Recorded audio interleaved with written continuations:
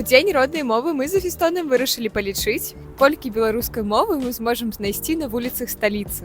Прамынад даўжынёў 1,5 гадзіны пачаўся з кавярні, дзе нас ветліва абслужылі па-беларуску. Першым будынкам на вочы трапілася былая жаночая гімназія. Уявіце, што я прахажу паўз яе штодзень, але не ведала гэтага. Праз 5 хвілінак дайшлі да гістарычнага музея, а там ужо і нацыянальны мастацкі музей незабаром. Насупраць размясціўся літаратурны музей Петруся Броўкі.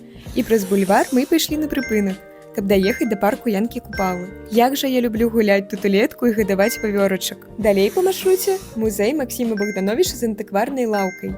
І недалёка букініст Вянок сваімі старымі выданнямі кнігаў і часопісаў. Таксама на ўваходзе ў Траецкае помнік Язэпу Драздовічу. Тут ужо наш лічыльнік ледзь не зламаўся. Столькі калекцыяў, мерчаў і беларускай літаратуры мы не чакалі ўбачыць у адным месцы. Здаецца, я ведаю, што дадам у віш-ліст на бліжэйшыя святы. Шукайце беларускае не толькі ў дзень роднай мовы, за Фестон Маркет.